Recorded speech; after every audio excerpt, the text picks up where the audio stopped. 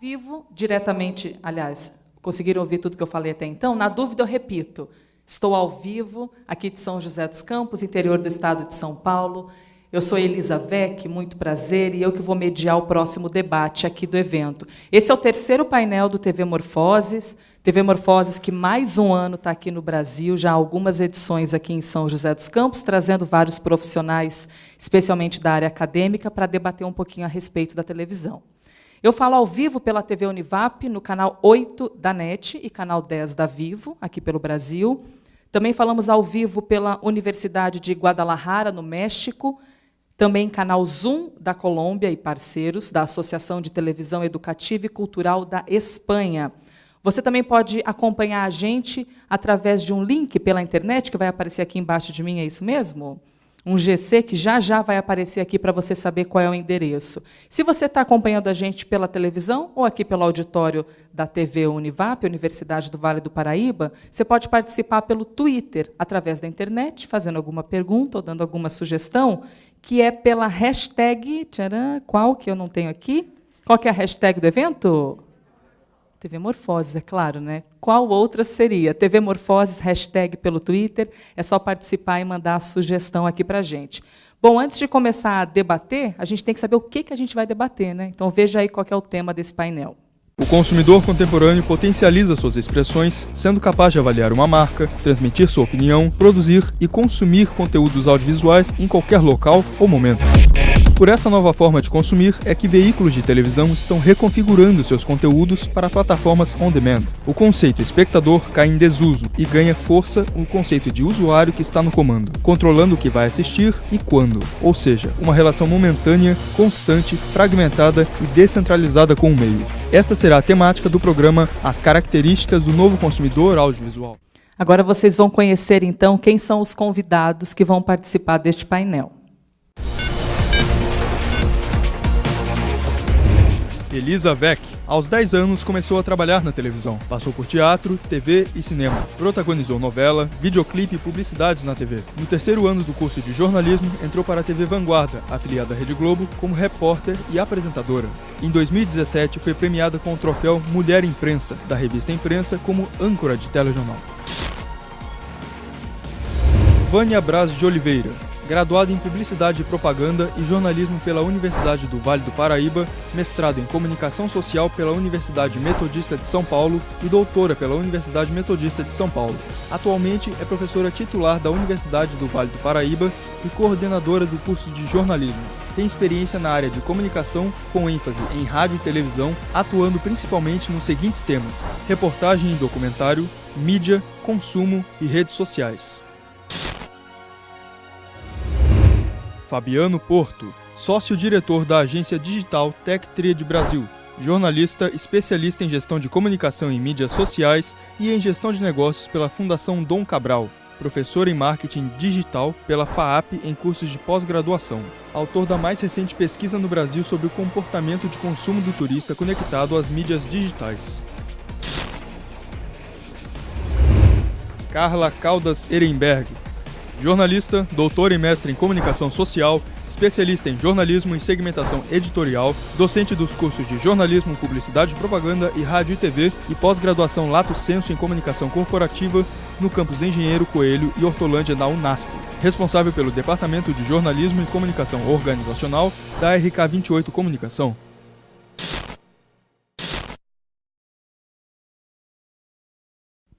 Estão aí os nossos convidados, então, deste painel, que já estão aqui ao meu lado. Bem-vindos todos. Obrigada pela presença, para a gente começar a debater um pouquinho aqui. E a gente vai falar de televisão, e a televisão tem se transformado muito nos últimos anos, nas últimas décadas, tanto a maneira como ela é produzida, tanto a maneira como ela é vista, né? O público tem se transformado bastante. Então, a gente fica até sem saber o que tem que se transformar primeiro. Quem está produzindo, ou é o público que está assistindo, que está se adaptando, ou eles é que estão esperando aí um novo produto que está vindo. Diante disso, fazer a primeira pergunta para a Vânia, professora aqui ao meu lado. A gente tem visto muito conteúdo feito de maneira personalizada, né? Isso você acha que é uma tendência, ou a televisão vai continuar sendo um produto de massa, que faz um produto para muita gente, para que milhões de pessoas possam assistir? Ou não? Na verdade, agora a televisão está falando para unidade, para uma pessoa só. Boa tarde a todos. Eu acredito que nós temos esses dois caminhos. Vamos falar com nichos, com segmentos, mas também continuamos, como a gente viu no painel anterior, falando com a massa. A TV ela sempre vai existir, não vai acabar. Há certamente novos posicionamentos na produção de conteúdo, obedecendo novas características de formato. A gente tem que entender que o consumidor de hoje, e eu acho que todos aqui compartilham também dessa ideia, já que eu também os conheço há um bom tempo, a gente tem hoje um consumidor multidirecional. E esse consumidor, que não recebe mais como recebia antes o conteúdo, ele hoje tem que ser visto e pensado numa frase que a gente via em teorias, né, lá nos estudos de teoria da comunicação em seu início, lá a teoria de usos e gratificações. O que realmente, o que nós estamos fazendo com o meio? Então, eu acho que a gente precisa enxergar o que o consumidor está buscando. E hoje ele busca também o conteúdo massificado, mas também busca o conteúdo on demand, ou seja, tem lá o conteúdo para ele na hora que ele quiser, do jeito que ele quiser. O problema, como a gente também ouviu aqui, é saber como trabalhar esse conteúdo. Efetivamente, esse olhar do massivo para o pessoal, ele perdeu esse sentido. Agora a gente tem a produção de muitos para muitos. Então, essa produção de muitos para muitos, esse olhar de falar ao mesmo tempo que eu produzo, compartilho, principalmente nas redes sociais, eu também estou produzindo conteúdo audiovisual, seja para uma TV aberta ou para uma TV... Eu posso fazer isso. Hoje eu tenho essas possibilidades. Então, se eu também sou capaz de produzir conteúdo e compartilhar conteúdo, eu tenho que olhar e obedecer à necessidade desse consumidor que quer esse conteúdo segmentado. Agora, eu também tenho possibilidade, em um canal aberto, de tentar produzir e carregar, trazer, me apropriar de alguns conteúdos que são próprios dessa interação ou dessa conexão que a gente viu. Como que a gente vai conectar? É fazendo ao vivo? Então, a TV hoje aberta, massiva, ela precisa do ao vivo. O consumidor hoje é imediatista. Ele quer experiência e quer o ali. Você acha que o segmentado, então, ele não precisa exatamente do ao vivo? Se o conteúdo disser aquilo que ele quer ouvir, ele pode buscar o conteúdo gravado ou pela internet, não precisa ser exatamente ao vivo. Sim, por isso a gente tem on demand hoje surgindo e crescendo. A gente tem, não faz muito tempo, se vocês quiserem, podem ir passando. Podem passar aí os slides, por favor, Ana. Aqui, a gente tem hoje... Walt Disney lançando e dizendo: estou produzindo e vou produzir também conteúdos como Netflix. Está aqui, vou abrir esse conteúdo. O mercado hoje me permite abrir. Ana, pode passar. Mais uma. Aí. Eu quero levar meu conteúdo mais cedo para a casa desse consumidor hoje. Eu não preciso necessariamente que ele vá ao cinema. Aí também a gente vai ter a briga do cinema, da indústria cinematográfica, que já é outra história. Você já colocou um outro cara aí no meio, né? O cinema. Então, assim, como eu posso produzir? Eu posso produzir conteúdo para aquele público que quer on demand, que quer assistir algo específico e falar com ele, E também posso produzir um conteúdo para aquele público que também queira ir para a sala de cinema. Deixa eu aproveitar e já colocar o Fabiano aqui na conversa.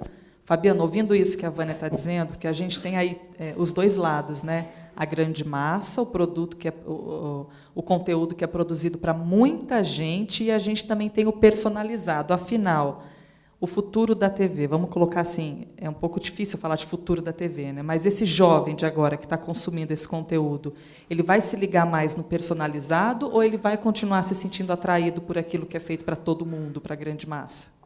Legal. Bom, primeiro, boa noite, agradeço a oportunidade, o convite. Bom, primeiro o que a gente tem que ter em mente é que o nosso consumidor está empoderado com um supercomputador que seria 20 anos atrás, né? Esse supercomputador permite não apenas fazer gravações de vídeo em alta qualidade, como transmitir ao vivo, gravar 360, agora já estão saindo os celulares, né? Realidade virtual. Onde vamos chegar? Exato, né? Então a gente viu um lampejo aí da realidade aumentada interferindo na sociedade por meio de um game, né? Por sinal, a Vânia rememorou a questão do cinema. O cinema sempre foi o maior faturamento da indústria de entretenimento, foi superado pelos games, né? Pelo GTA, há alguns anos já.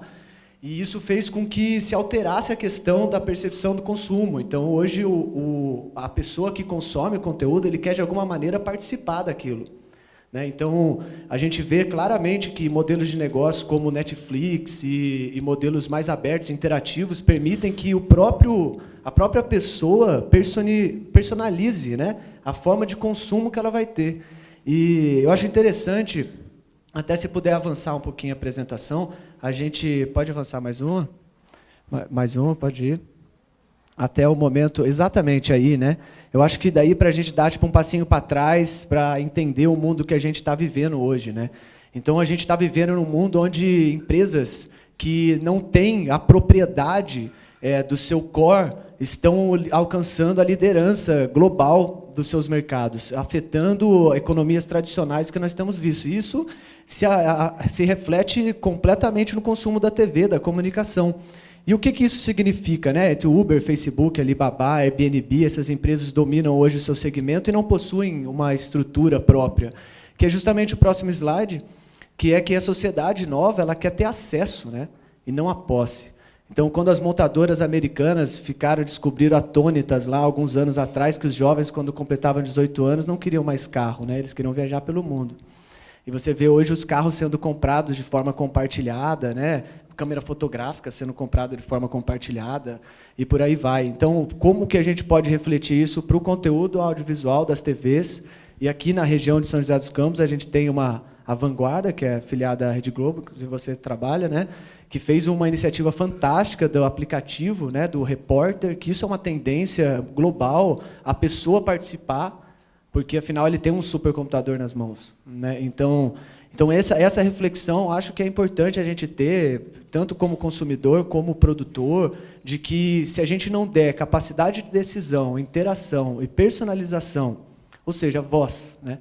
Se a gente não der voz a quem nós estamos falando, a gente não vai conseguir ter uma real relação com esse público. Então, ele quer um produto personalizado para que ele possa também ter voz. Exatamente. De alguma maneira, ele tem que interagir com aquilo para se sentir pertencente àquela questão. E não é à toa que a gente vê programas de modelo de TVs utilizando a votação em tempo real, né, mídia social e tudo, para interferir no que acontece na TV ao vivo.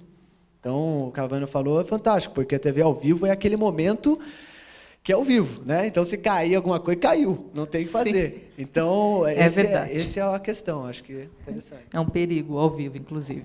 Carla Caldas, a gente está falando sobre o consumidor, sobre a maneira como ele quer consumir esse produto, mas e a maneira de fazer o produto? Você acha que os programas de 1h30 vão continuar tendo 1h30? Ou a gente vai ter também uma adaptação aí de produtos mais curtos, como a gente já viu aí alguns fazendo sucesso, como 15 minutos na internet, ou os tais 5 minutos do YouTube. Você acha que esse tempo de produto vai se transformar também com o tempo, vai ficar cada vez mais enxuto? É possível deixar o telespectador tanto tempo na frente do mesmo produto? Primeiro, boa tarde. Gostaria de agradecer o convite para participar do evento. E não tenho dúvida que, se a gente vive numa sociedade veloz, Uma das características da pós-modernidade, onde todos nós, acessando a internet ou não, estamos inseridos, então precisa tudo ser mais rápido, porque a gente vive essa rapidez como algo inerente no nosso cotidiano. Então, por mais, se puder ir passando a apresentação conforme eu for falando, ajuda um pouquinho. Pode passar mais uma. Por mais que a gente tenha grande parcela da população brasileira não tendo acesso à internet, essa parcela que também não tem acesso, ela vive essa atmosfera da velocidade, porque isso faz parte do ar que a gente respira, né? Todo mundo tem a sensação que, nossa, agosto já acabou. Nossa, já estamos chegando no Natal, mesmo a gente acessando ou não. Então, essa velocidade precisa estar, sim, na cabeça de quem produz os conteúdos. Não tem como não ter. Pode passar mais uma, por favor. Pode passar mais uma. A maneira de acessar a internet está 63% nas nossas mãos. Então, o conteúdo, agora falando de quem acessa, está no nosso bolso. Né? A gente vai dormir e aquilo fica na nossa cama, piscando. Né? A gente dorme com a internet ali. Então, o tempo inteiro, essa ansiedade da informação, como alguns autores já falam, está o tempo inteiro circulando. Então, não existe possibilidade da gente pensar em grandes formatos que obriguem as pessoas a ficarem horas no mesmo momento assistindo. A gente pode até ter produções longas, mas aí, pegando o que os colegas já falaram, que eu possa assistir no momento que eu tenho disponibilidade para ter aquele tempo de assistir coisas longas. A produção em que eu tenho que me encaixar numa programação já pré-determinada, ela precisa ser um pouco mais veloz. Né? Clássico, a gente vê que o Faustão antes durava muito mais tempo do que ele dura hoje. Então, não tenho, respondendo objetivamente a sua pergunta, sim, precisa ser mais veloz. E precisa também trazer essa necessidade de customização, essa possibilidade de dar voz para o universo televisivo, sim. Passa para mim, por favor, mais um pouquinho. São dados da pesquisa do IAB do ano passado. Né? 1 a cada 5 pessoas consomem conteúdo audiovisual no celular enquanto vêem TV. E 43% assistem vídeos superior a 5 minutos. Né? Passa mais uma, por favor. E o crescimento do VOD, né, que a gente tem de 2003 para 2016, é bem acentuado. Desculpe, o que é VOD? Você pode explicar? VOD é vídeo on demand. É aquele vídeo que a gente assiste a hora que a gente quer. Né? Então, eu não preciso mais ficar presa em casa, esperando o momento para saber quem matou o Odete Roitman. Eu posso ver isso depois nas redes, eu posso ver isso no meu celular, eu não preciso mais me prender a horários pré-determinados, porque a minha vida não permite mais isso. A minha vida, como já foi falado aqui, né, no primeiro painel, eu vou agregando coisas, eu não vou escolhendo coisas. Então, ao agregar, eu tenho uma disponibilidade de tempo muito menor, então eu tenho que customizar o meu tempo. E, ao fazer isso, eu também quero customizar aquilo que eu vou consumir do ponto de vista informacional ou de entretenimento. Você falou de multitelas, né? Ali a segunda opção da pesquisa, em que a pessoa está tanto no computador ou no celular, vendo a televisão, você tem multitelas, o que significa que você também tem um público multidistraído. Né? Com então, certeza. o produto tem que ser realmente muito bom para fazer essa pessoa ficar conectada. Relevância, eu acho que é uma palavra super importante, o que não significa qualidade. Às vezes a gente confunde relevância com qualidade. Porque a qualidade ou relevância varia de pessoa para pessoa. Muito subjetivo, a qualidade para mim pode não ser para outra, é isso? Exatamente, exatamente. O fato de ser relevante é algo que interesse para aquela pessoa, o que não significa que aquilo é bom de um ponto de vista social, intelectualizado, seja o que for. Então, eu tenho que saber o que o meu consumidor quer para oferecer aquilo que é necessário para a vida dele. E aí, assim, o universo das pesquisas tem que nos ajudar muito. E a internet é um lugar super rico em métricas, e aí a gente tem que ser inteligente para colocar pensamento e reflexão naqueles números que estão ali disponíveis. Quanta informação, né? Justamente partindo disso, até, Vânia, às vezes a gente vê assim, um vídeo no YouTube, vamos supor, que fala sobre o parafuso da câmera Z7, D59, não sei, e que tem 100 mil visualizações. Você pega, às vezes, uns vídeos que você pensa, nossa, quem assiste isso? Muita gente assiste isso, porque realmente é o conteúdo feito de maneira personalizada para as pessoas. Né? Então, indo do que você falou, a gente realmente chega no personalizado mesmo. A pessoa ela quer ver o produto específico para ela. Né? Além de ver o conteúdo específico, ela quer essa conexão. Ela quer participar de alguma forma. Ela quer que os outros saibam que ela está sendo vista, né? Também, mas além de ser vista, ela precisa, de alguma forma, dialogar com esse meio. Ela não suporta mais, vamos colocar essa palavrinha aí, não sei se seria melhor, mas ela não suporta mais ficar ali solitária. Ela precisa compartilhar, ela precisa literalmente dialogar com o meio. O meio precisa ver que ela existe e que ela tem voz, e que ela precisa desse diálogo, ela precisa dessa conversação. Então, o que a gente observa agora, por exemplo, a Rede Globo, que é uma das maiores emissoras do país, o maior grupo, eles fazem o seguinte, eles começaram agora a disponibilizar seus conteúdos também em outras plataformas antes da TV.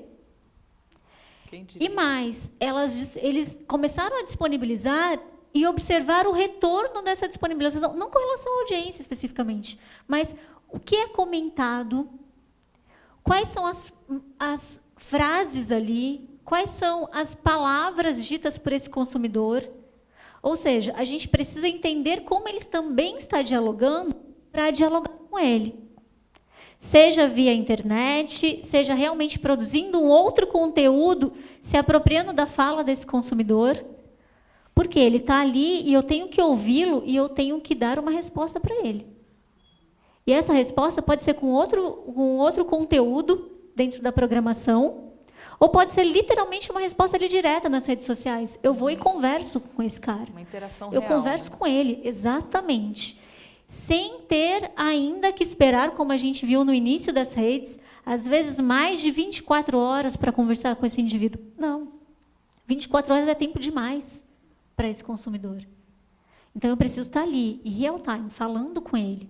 E ainda tem, não só... Se a gente for pensar no caráter de informação, não só emissoras ou a própria TV, a gente ainda tem essa dificuldade de tentar falar com ele ali, em tempo real. Não só marcas, mas também a própria emissora, a própria TV. A gente ainda não consegue, de certa forma, dialogar efetivamente com esse consumidor. Até porque não consegue falar com todo mundo como se gostaria. Como se gostaria, claro. A não ser que o produto seja mais específico para menos pessoas, aí você consegue conversar mais com eles. Exatamente. E aí que está o aumento desse consumo ou dessa informação, dessa produção de nichos. Porque daí você consegue realmente acertar ali lá no alvo. Pegar efetivamente quem é, o que ele quer, entender profundamente esse consumidor para que você consiga dialogar. Então, a partir do momento que você tem um diálogo, que você tem uma interação realmente com ele, aí você consegue certamente ter uma produção de conteúdo melhor para esse público. Mas aí também a gente tem que entender que é uma produção de conteúdo obedecendo às capacidades técnicas, como a gente também já ouviu anteriormente. Nem tudo que a gente quer nesse momento a gente consegue tecnicamente na TV fazer. Então, como a gente consegue interagir com esse indivíduo? Como a gente consegue dialogar com esse consumidor audiovisual? Num canal aberto, por exemplo. Então, aí a gente tem que tentar entender como fazer isso. E a Globo começou a fazer isso, por exemplo, através do Globoplay. Então, a gente tenta esse consumidor que está lá, que é massivo, porque ele está assistindo o programa que vai, sei lá, ao ar às 20 horas, e esse consumidor, a gente está conseguindo, nesse momento, um diálogo com ele. Então, ela já começa a buscar alternativas, que é isso que eu acho que a TV tem que fazer. É começar a entender esse consumidor e buscar alternativas, porque ele não é um consumidor passivo. Ele já foi há muito tempo. Deixa eu aproveitar, então, já que a gente está falando de interação, só para lembrar, você pode participar pelo Twitter, só colocar a hashtag TVMorfoses. Se quiser mandar a sua opinião, quem sabe alguma pergunta, se a gente conseguir exibir aqui em tempo, enquanto nós estivermos conversando, e dentro do possível que aparecer aqui, alguém me dá um toquezinho e eu leio o recado que tiver chegado para a gente. Fabiano, diante do que foi dito aqui, você já quer colocar alguma coisa, mais algum assunto? Legal. Durante a fala da Vânia, eu fui vendo vários exemplos, né, na cabeça de tecnologias que estão se aplicando para tentar maximizar esse retorno, né, porque é muito grande o volume de pessoas querendo interagir. E aí, se elas não são ouvidas, então, hein? Elas ficam indignadas na internet, né? Exato. Então, a gente vê iniciativas de bancos, de sistemas governamentais, um poupa-tempo, todos indo para a área de chatbots, né? Que são os robôs de atendimento e os robôs com linguagem cognitiva. Então, os robôs eles têm módulos de autoaprendizagem que permitem ir melhorando a sua linguagem, até o uso de gírias. Então, isso daí é muito interessante, né? Então, essa questão de você conseguir, com a tecnologia, dar vazão aos anseios das pessoas, eu acho que isso é um grande aliado. E uma outra coisa que a TV pode começar a utilizar mais, eu acho que ainda é subutilizado, acredito que a Globo, com esse projeto, possa customizar mais a questão dos metadados, né?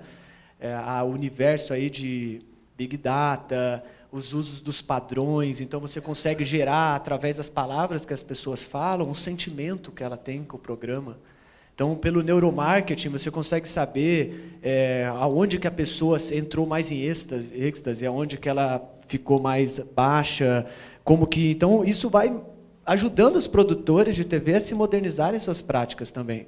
E teve um programa de TV aqui que fez um programa global, que é o MasterChef, né, que tem em vários lugares do mundo, e eles têm uma interação muito bacana com as mídias sociais, assim, e você realmente assistindo, você sente que há uma troca ali, o que acontece, de repente vem um comentário, mesmo sendo muitas vezes um programa editado, né, eles colocam a interação ao vivo. Então, assim, olha que interessante, o programa editado com interação ao vivo para aparecer. E eles fizeram uma coisa que foi dar o resultado, né, do vencedor antes pelo Twitter. Então, e a mulher ao vivo na TV falando, olha, então você que está na internet já sabe o resultado. E as pessoas vendo que as outras já sabem, mas ainda ele não sabe. Então, olha que interessante. Mas isso você acha a troco de quê? Por que dar o resultado para uns? Então, eu acho que foi um teste, né, que eles fizeram para justamente validar esse comportamento de querer antes, né, como a Globo está fazendo, dando conteúdo antes para as pessoas pelas ferramentas digitais, e inverte um pouco a questão, né? O consumidor de TV não é mais o maior privilegiado. Olha que interessante isso, né? O consumidor de TV online é o maior privilegiado. Então, nesse caso, foi claramente, você assiste a temporada inteira para aquele momento de saber o vencedor, e aí ela olha para você na câmera e fala, você já sabe na internet, e você que está ali sentado na sua casa não sabe ainda. Então, olha que interessante, né? Isso Mas isso significa também que quem está produzindo conteúdo sabe exatamente quem é o público dele. Ou seja, eles confiaram, então, que esse público da internet é bastante participativo no programa, por isso que fizeram isso, sim, né? Sim, sim. Chega um contador, eles têm contadores de tweets, chega a 1 milhão de tweets no programa. Então, chega a trend topics, entre os assuntos mais comentados do mundo, o negócio é incrível. Então, eles nicharam a atuação e conseguiram, com isso, trazer uma boa representatividade nas redes, né? A força hoje desse programa é muito das redes. O pessoal quer tudo antes, que pessoal mais ansioso, né? Como a gente está ficando ansioso, né? Até complementando, por uma questão tecnológica, muitas pessoas que não conseguem assistir ao programa pelo celular acompanham pelo Twitter. Porque os comentários são tão intensos que você consegue acompanhar as provas, acompanhar tudo o que está acontecendo pelo Twitter. Então, muitas pessoas assistem, entre aspas, MasterChef pelo Twitter. Isso é extremamente absurdo de se pensar, né? Um conteúdo audiovisual que é assistido pelo Twitter sem imagem. É maluco, né? E isso acontece, e tem que saber lidar com isso. Seguindo aqui, tanta informação, né, que a gente fica querendo debater sempre um pouquinho mais. Deixa eu ver aqui também um pouquinho na minha cola. Tem um detalhe interessante aqui. A gente está falando sobre tendências e o que será que vai ser. O que a gente não pode, então, ignorar nesse novo consumidor? Porque muito quer se criar e ser criativo, mas o que não dá para ignorar na hora de fazer produto para esse público? Eu penso que conhecer as pessoas é mais do que fundamental. Uma pesquisa grande? Sim, pesquisa então? Eu acredito que é fundamental. E antes a gente falava em pesquisa, agora a gente fala com outros nomes, né? Vamos usar os metadados, Big Data. Gente, é pesquisa. Não adianta, não existe mais, nunca existiu, né? Mas vamos pensar que não existe mais a aceitação daquele conceito da massa. A massa é a quantidade de pessoas, mas essa quantidade de pessoas tem características muito particulares. É muito difícil você conseguir falar com um grande número de pessoas atingindo nas suas particularidades. Sim, mas cada vez mais tem que se buscar. É a grande busca. Então, as pessoas querem, de uma maneira geral, colaboração, as pessoas querem ser ouvidas. Então, dentro dessa necessidade de homogeneizar, por uma questão de negócios, vamos procurar o que a maioria quer. Customização, segmentação, possibilidade de interação, todos os ãos aí, né? Então, isso é uma coisa extremamente fácil de identificar. Depois desse passo, com essa riqueza de dados que o universo digital conectado oferece, vamos aprofundar um pouquinho mais para chegar na qualidade de conteúdo ou na relevância de conteúdo que aquelas pessoas querem. Então, penso eu que conhecimento, e não mais só informação, é fundamental. Não adianta eu saber alguma coisa, eu preciso conhecer em profundidade o meu público, as minhas capacidades técnicas, a sociedade em que eu estou inserido para poder produzir conteúdo para essas pessoas. Porque ficar naquele limiar superficial não cabe mais numa sociedade que tem tanta profundidade de dados e informação. Eu acho interessante, até pegando o gancho dessa questão que você falou de conhecer a audiência, saiu há alguns meses na publicação da Harvard, né, Harvard Business Review, a questão assim, o que deu errado, né? Era bem provocativa a capa, né? O que deu errado? As maiores marcas investiram bilhões em marketing para produzir conteúdo e se aproximar do seu público. E o seu Zé, o seu João, youtuber, no fim do quarto dele, consegue ali criar milhões de seguidores simples, e ter interação. Então, assim, aonde está o sucesso? Está na mega produção ou está na intensa personalização? E outra coisa interessante que eles levantaram, quando há uma marca produzindo um conteúdo, o consumidor já sabe que ele vai ser alvo de venda, que ele vai ter interesse comercial. Então, o próprio consumidor, ele vê aquilo de forma ressabiada. Ele fala, nossa, aquele conteúdo que ele está produzindo, em algum momento ele vai encaixar uma venda ali para mim. Então, e o youtuber não, né? O youtuber, às vezes, é a história de vida da pessoa. Fala, nossa, sei lá, eu perdi peso a vida inteira, agora eu vou fazer aqui contando como que é meu dia. E daí as pessoas que se identificam começam a vir. Então, assim, é fantástico você ver o que está acontecendo com o universo youtubers, né? Os jovens aí fazendo vídeos. É lógico, você tem uns excessos, mas, em geral, isso é fantástico, porque representa as pessoas como produtoras de conteúdo audiovisual e atuantes e relevantes, e batendo de frente com grandes corporações, né? Isso é muito interessante. Eles querem mais os especialistas, né? A vivência. Parece que aquilo que parece ser de verdade não tem mais agradado tanto. Eles não querem que pareça ser, eles querem que a pessoa seja de verdade, não querem exatamente aquele que entende. Ele quer o cara que vive aquele assunto, né? Não é à toa que o YouTube está aí bombando. Eles querem a experiência. Eles querem algo real. E quando a gente fala que eles querem a experiência e que eles querem algo real, a gente vai lembrar de uma outra coisa. Como a gente falou que eles não são mais passivos, eles são ativos, eles querem a vivência. E essa vivência é de extrema importância na rede. Na rede, o que eu digo é quando a gente fala de pensar nesse compartilhar, nesse interagir, nesse processo de conversação desse novo consumidor. Então, eles querem a experiência, porque o tangível já foi a era. Agora a gente está no intangível, nos sentimentos. O que a gente ganha com aquilo? Não ganha da posse, né? Não é um consumidor de posses, mas o que a gente tem de sentimento, o que a gente agrega ao consumir aquele programa, ao assistir aquela emissora, o que a gente está tendo aí de experiência, o que a gente está levando com a gente. Então, esse consumidor, além dele compartilhar, dele criar, dele passar por esse processo de interação, ele também precisa desse processo de experiência. Então, o experiencial desse público é algo também que está em alta. Então, a gente não pode deixar de lado desse consumidor ou anular a característica dele como um ser que precisa dessas experiências intangíveis. Porque é fruto dessas experiências, desses sentimentos, do resultado dessas experiências, que ele vai continuar assistindo aquele programa. Por quê? Porque ele não quer ficar ali 20 minutos, 30 minutos, só recebendo aquele conteúdo, não necessariamente interagindo com aquilo, mas sem ter passado por um processo de reconhecimento com aquele ou com aquele personagem, ou com aquele repórter que vivenciou alguma coisa ali ao vivo.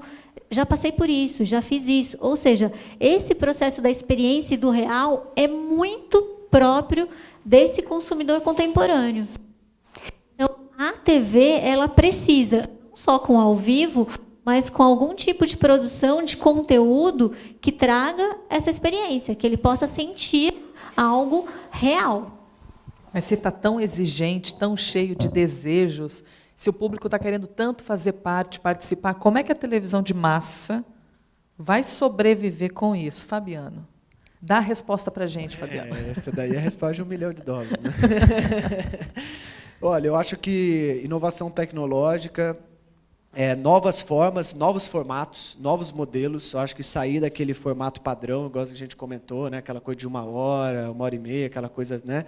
E talvez, por que não, uma releitura do horário publicitário, né? Porque, meu Deus, essa coisa da publicidade interruptiva já passou, né? Passou o tempo disso. Então assim, é uma coisa que ainda o modelo de negócio ainda funciona. Agora você vê o Facebook, você está assistindo o vídeo, aí no meio do vídeo, o YouTube também tinha feito isso, mas no meio do vídeo ele para e fala, olha, o anúncio vai começar. Nossa, aquilo lá dá vontade de, né? Então, desculpe a deselegância até de interrompê-lo, porque na televisão a gente ainda sabe que entrou comercial, você vai ter comercial, e quando voltar o conteúdo, é o conteúdo. Agora o YouTube está com essa. Você põe numa playlist, e quando você acha que vai começar a próxima música, vem atenção, vem uma publicidade. Isso também incomoda muito, né? Porque a pessoa não quer ser interrompida. E esse é efeito Fox, né? O hollywoodianos aí que criaram essa questão nos filmes, né? Então, na hora e agora você vai comercial. E aí aquela filosofia do tipo, estou priorizando o lado comercial e não a experiência do usuário. Porque se eu encerrar o programa naquela hora que é importante, o cara vai ficar e vai ver o comercial, porque ele quer voltar a ver. Se eu paro numa hora de desfecho tranquilo ali, aí o cara pode sair e ir embora. Então, assim, é uma inversão do que o consumidor quer hoje. Então, a gente ainda vê isso na TV comum, né? Então, isso é uma coisa que eu acredito que vai mudar, com certeza. Porque a gente não tem mais essas produções publicitárias, não deveria ter com caráter de imposição. Se eu não quiser assistir aquela produção publicitária, eu não preciso. Então, o consumidor on demand, ele enxerga dessa forma. E ele enxerga isso até não só nos formatos de produção, nas séries, né, que a gente tem Netflix, a gente tem as séries, então tem um tempinho lá para entrar, fica contando o tempo para entrar o próximo episódio. Ou seja, eu não tenho nenhuma peça publicitária ali. Eu sei que daqui 8 segundos, 9 segundos, eu vou entrar com uma programação que é uma continuidade daquele programa que eu estava assistindo. Então, eu não tenho essa intromissão, como a gente tem ainda hoje na TV aberta, por exemplo, ou mesmo no canal fechado. Dependendo do canal, a gente ainda tem essas peças publicitárias de intromissão. Aí a gente pode entrar, né, pode ser tema para o TV Morfoses do ano que vem, um outro debate que é a relação das produções publicitárias dentro hoje das emissoras de TV, que é também uma produção que precisa e vai se reestruturar. Mas quando você fala publicidade de intromissão, é o quê? O intervalo comercial normal ou a publicidade que vem no meio de um programa? Só um instantinho, já falo com você, escuta aqui, sabe? O pessoal faz assim. As duas coisas. Primeiro, eu sou obrigada a assistir aquele programa e dentro daquele break comercial eu tenho aquela série de produtos sendo veiculados. Então, eu sou obrigada a esperar passar toda aquela produção comercial para assistir a próxima parte, ou o próximo bloco. Né? Ou então, quando eu estou no YouTube ou em outros... Entrei lá, está lá, se eu quero pular anúncio. Eu quero pular um anúncio, mas eu ainda tenho que esperar quantos segundos? 6 segundos. Está lá, esperando. Só 6 segundos já parece uma eternidade, já parece, né? Uma Como eternidade. A gente está imediatista, que coisa imediatista, absurda, extremamente, né? Imediatista. Então, a gente... Peça publicitária, tudo bem, já teve um momento realmente da peça de... Lá, agora é uma intromissão, agora realmente esse consumidor, ele também pode escolher a publicidade que ele quer receber. E a gente observa isso no próprio Facebook, quando a gente abre. Quais tipos de produtos? Se 1 hora antes eu vi X coisas, na hora que eu abro o próximo post ali, vai ter X coisas relacionadas ao que eu gostaria de ver, ou gostaria de consumir. Publicitária. Eles sabem, eu falo isso para os alunos, eles sabem muito mais sobre nós do que nós mesmos. Porque eles nos conhecem muito bem, então eles vão colocando cada coisinha que a gente quer ali. Então, eles conhecem o nosso dia a dia, eles sabem exatamente por onde a gente circulou na rede. Então, esse processo de intromissão é muito... Não sei quem aqui, né, de repente, lembra, década de 80, por exemplo, você estava lá no rádio ouvindo uma música e você ia lá no gravador REC querendo gravar a música e estava lá 15, 20 segundos da música, entrava o locutor. Aí você fala, caramba, estragou minha música. Mas é algo muito parecido com o que tem hoje. Né? Então, a gente está assistindo... Peraí, mas eu vou ter que esperar X segundos ainda para depois pular o anúncio? Né? Como assim? Então, esse processo de publicidade de intromissão, ela também, eu acho que começa-se a ter os dias contados. E você acha, Carla, que esse consumidor quer deixar... Aliás, desculpe, a gente tem aqui uma interação... Kaique Elias. Em uma sociedade fragmentada, a audiência tende a ser cada vez mais segmentada, também restringindo cada vez mais o público?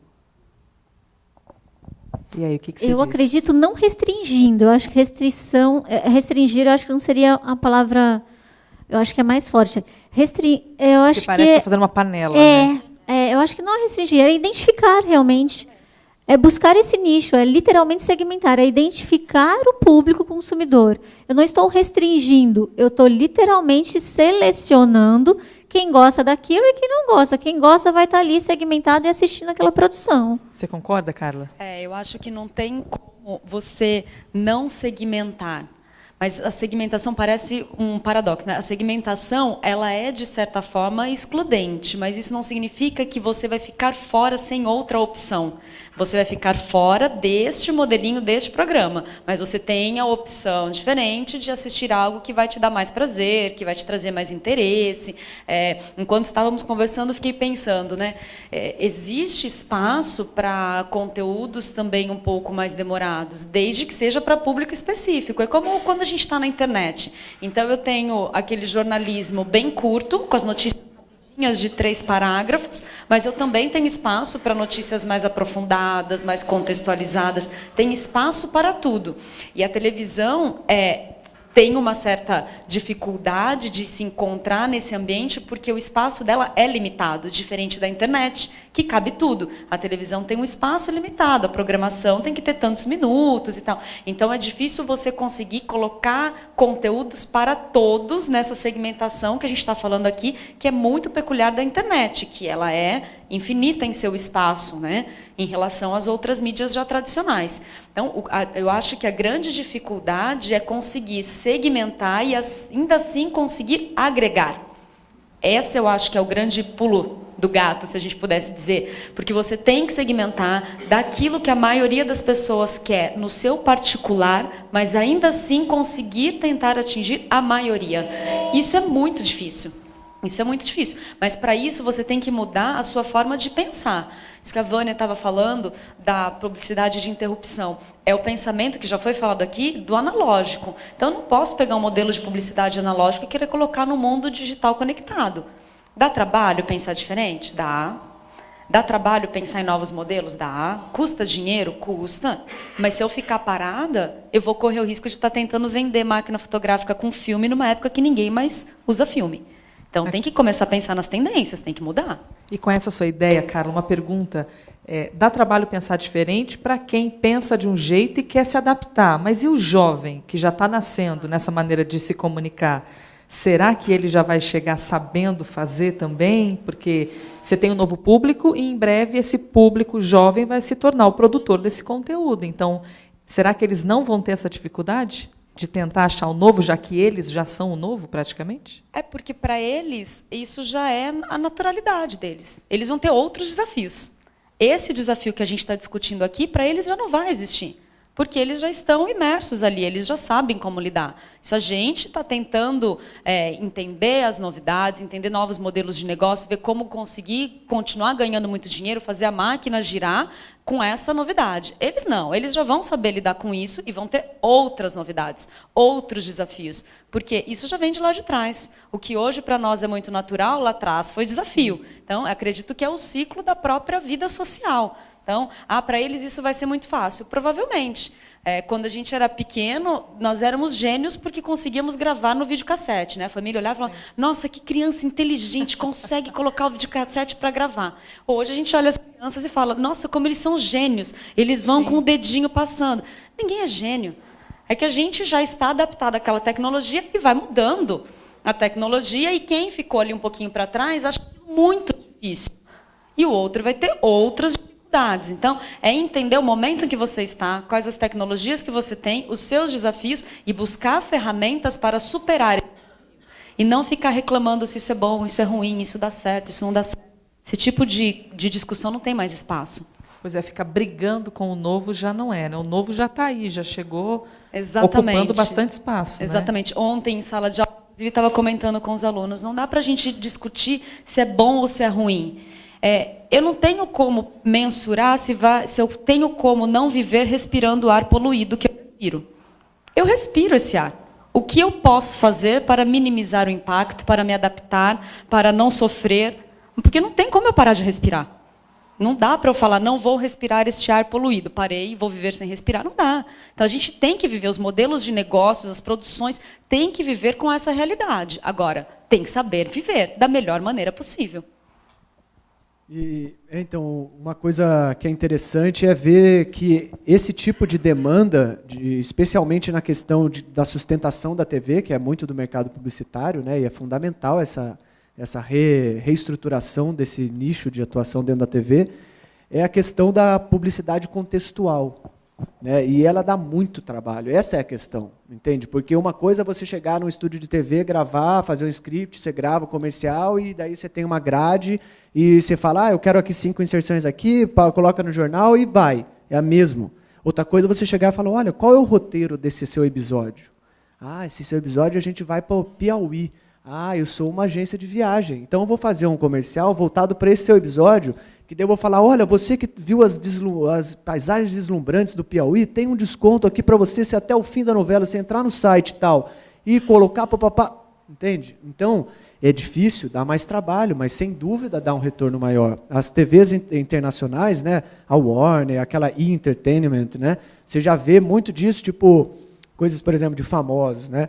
Daí no intervalo tem assim, estamos aqui no principal destino dos famosos, oferecido pela marca tal, e pá, entende? Montblanc e tudo mais. Então, assim, isso é difícil. E às vezes entra ao vivo no intervalo, olha que coisa maluca.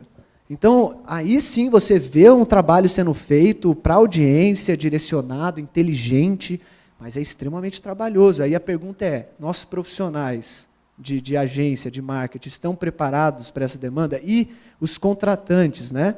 A TV está preparada para isso? A continuidade dos programas que se faz, por exemplo, olha, se você quer continuar a discussão, então vá agora na internet e continue, que o nosso participante vai falar com você. Isso é bacana, você vai gerando, mas dá trabalho, exige planejamento e tudo mais, né?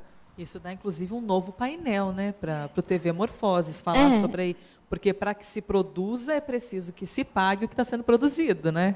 Cross-mídia e transmídia dá muito trabalho. Dá muito trabalho de se produzir. Tem que ter dinheiro para E pode ser um caminho visível para esse consumo televisivo, né? Então, como o Fabiano falou, é tentar naquela grade de programação, entendendo esse consumidor da programação, linkar o conteúdo publicitário para esse público. Então, a gente só consegue fazer isso, mais uma vez, se a gente conhecer o público através de pesquisas, interagindo, dialogando, dando voz a esse consumidor e também sabendo ouvi-lo e aproveitando a fala dele, que eu acho que é o principal. Porque a gente pode ter inúmeras tecnologias, se a gente não souber utilizá-la, não vai adiantar em nada. Então, a gente precisa efetivamente aplicar o que a gente conhece desse consumidor, através das nossas possibilidades tecnológicas. Então, não adianta a gente ter tecnologia e não produzir um conteúdo adequado, ou seja, não ouvir esse consumidor. E um outro modelo também super interessante que é utilizado nas rádios, né? Que também, por exemplo, se você ouvir tantas vezes essa música, fale quantas vezes você ouviu e pode ganhar o prêmio. Você tem hoje, eu vi uma vez, assim, a pessoa, veja as vezes que o produto tal aparece nesse episódio, Vá no site, coloca, você pode participar. Então, você fica fazendo com que a pessoa preste atenção na sua marca. Tudo, né? Então, olha que coisa, né? Então, assim, futuramente a gente vai ver, você vai ver aquele vestido da mulher, você vai ter um botãozinho na sua TV, vai abrir interatividade, você vai ver. Você quer comprar o vestido dela? Você quer comprar o acessório que ela está vestindo? Você quer... Então, aquilo tudo vai virar um grande e-commerce, né? Porque hoje as novelas, por exemplo, a tendência de moda, a tendência de acessórios e tudo mais. Por que não você pode vender diretamente, né? Por isso, né? Então, aqui a Rede Vida faz isso, né? Se não me engano, a Rede Vida vende produtos ecumênicos, né? Religiosos, assim, TV, camiseta. Então, você aperta o botão de interatividade, ele abre um e-commerce, né? Com os produtos que você está vendo no seu episódio. Então, olha onde a gente vai chegar. E é realmente bem empolgante, assim. Eu acho que é empolgante essa questão de ver o novo se desabrochando aí, né, para a gente. E a respeito dessa interação, até acrescentando aqui uma vivência até um pouco particular do meu trabalho, esses dias fiz uma reportagem falando sobre o futuro da televisão. E a ideia era conversar com vários jovens que têm 14 anos. Como você acha que vai ser a TV? Vai existir um controle remoto? Vai ter uma tela? Um menino falou, eu acho que vai ser uma placa de vidro e que eu enrolo e coloco no bolso e tudo bem. E isso, para algumas pessoas, parece uma loucura, mas já é real, isso já existe. E eles falaram justamente isso. De repente, é um comercial de um perfume, a televisão poderia soltar o cheiro do perfume, porque na minha casa eu já sinto o cheiro, eu vejo se eu quero comprar.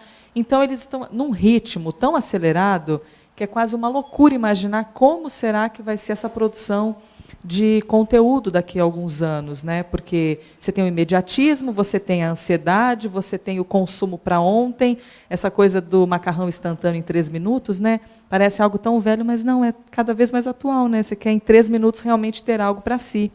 E, por falar em minutos, não, eu não pensei nisso antes para fazer essa jogadinha, mas realmente tem que pensar, a gente tem ainda 8 minutos e alguns segundos, começar a partir para o fim aqui da nossa conversa. Como a gente está dentro de uma universidade, né? Várias faculdades, e falando muito nesse ambiente acadêmico, como na sala de aula, passa porque os jovens já nasceram com a tecnologia, os professores é que estão se adaptando com essas tecnologias. Então, como ensinar para eles aquilo que eles já vivem? É bem difícil. Existe a necessidade de você ir até o universo dele para depois trazê-lo para o seu.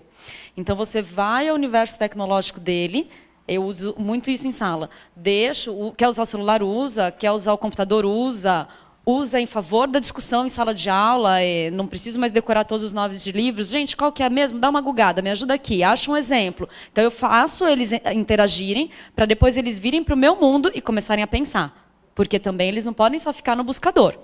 Né? Então, beleza, descobrimos tudo, eles trouxeram exemplos da série, vamos trazer exemplo de série para poder discutir tecnologia, mas também vamos pegar X autores, e agora é hora de pensar, porque vocês estão na universidade para pensar, para desenvolver raciocínio, para ser um ser mais crítico, para tentar mudar a realidade de alguma forma, nem que seja a realidade do seu universo.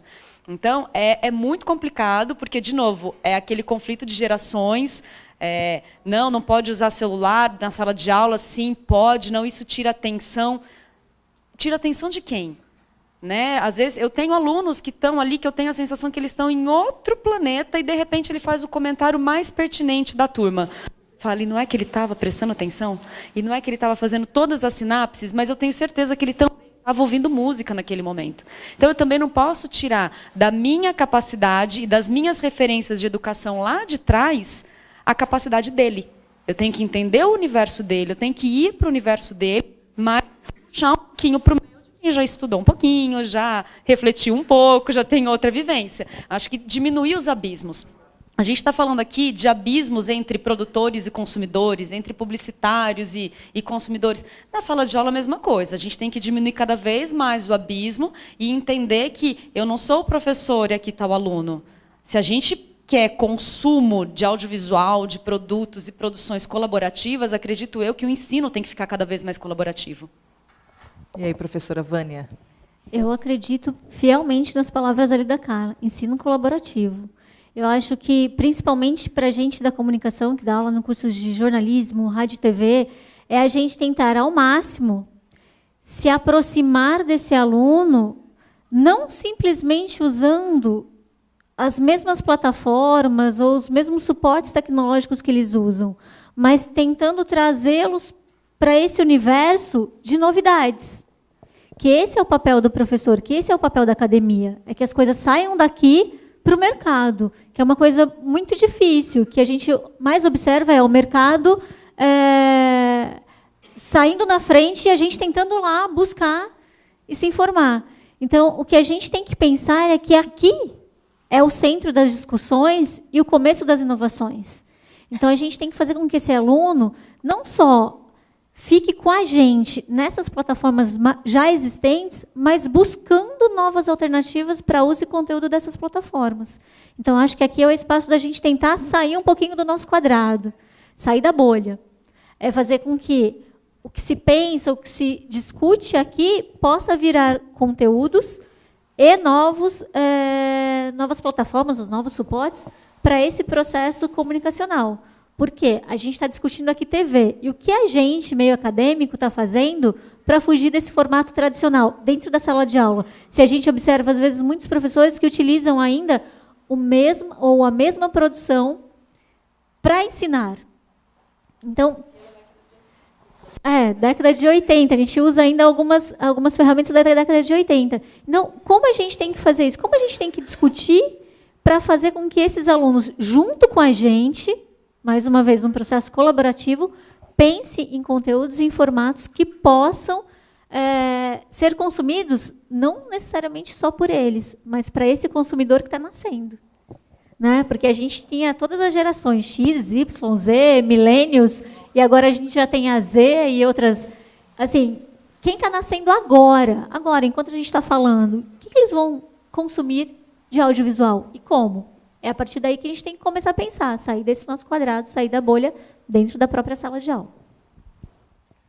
Eu acredito que essa questão ela passa também por uma coisa que eu tenho uma visão até um pouco provocativa nesse aspecto, porque eu acho que a gente tem, digamos, uma alegoria, né? Nós temos astronautas onde a gente coloca numa charrete, sabe? E a charrete são as universidades que nós temos, as escolas. Por quê? Porque, às vezes, você tem um profissional fantástico lá dentro, super formado, capacitado, mas cadeiras militarizadas, uma atrás da outra, não permite olho no olho, a pessoa fica de costas. Você não tem uma interação tecnológica, você tem giz. Você não instiga um aluno a buscar mais, você não tem nenhuma coisa surpreendente. Então, você tem, às vezes, a sua lição bem feita, como, eu tenho uma estrutura para aquilo, mas você não tem inovação, você não tem surpreendente. O nosso mundo hoje é um mundo do surpreendente. Então, assim, eu tenho muita convicção de que a gente vai precisar reformular completamente as nossas escolas, passando pela coisa mais básica, que é a forma que a gente coloca os alunos para ouvir as aulas. A partir do momento que você coloca um atrás do outro, você acabou com a individualidade. Você está falando, não, vocês são número, né? Agora, eu visualizo escolas circulares com áreas de interação, áreas de 3D, áreas de cocriação, áreas de projetos integrados. Então, eu acho que é isso. Eu acho que a gente está com astronautas em charretes. Então, a gente está exigindo do astronauta ali um monte de coisa que ele coloca os plugins e não acontece nada. Então, essa visão é óbvio, né, que é provocativa, é uma alegoria, mas, em essência, eu acho que a gente tem que tentar, como professores, assim, né, estimular a direção, a coordenação das instituições a tentar o novo. Vamos lançar uma sala modelo, fazer uma aula por semana, assim, e ver, sabe? Vamos abrir uma interação? Então, eu acho que esse caminho seria bacana nesse aspecto. E, além de transformar esse ambiente, sem nunca esquecer que, enquanto o professor está falando, às vezes o aluno está com aquele grande e poderoso conteúdo na frente dele, que é o celular, né? Então, é um desafio grande como lidar com alunos distraídos enquanto o professor fala, mas isso pode ser assunto para um outro painel, né? Porque esse aqui já chegou ao fim, eu tenho aqui 1 minuto para começar o encerramento. Deixa eu relembrar que a gente está ao vivo pela TV Univap, pelo canal 8 da NET e o canal 10 da Vivo, Univap, aqui no Brasil, São José dos Campos, estado de São Paulo. A gente também está ao vivo pela Universidade de Guadalajara, no México, pelo canal Zoom da Colômbia e parceiros da Associação de Televisão Educativa e Cultural da Espanha. Agradeço a gentileza de vocês terem estado aqui. Foi muito interessante, com certeza, para quem está aqui assistindo no auditório, ou nesses outros países, ou pela televisão, esse amontoado de ideias. A gente começa, discute e, no fim, acaba com várias outras perguntas, né? Não tem fim esse ciclo de perguntas e respostas. E obrigada a você também que acompanha a gente pela televisão, também a para quem está presente aqui pelo auditório da Univap. E continue acompanhando a nossa programação. Esse é o 20º Fórum Internacional de Televisão, o TV Morfoses, e daqui a pouquinho já começa um outro painel para você. Obrigada, até já.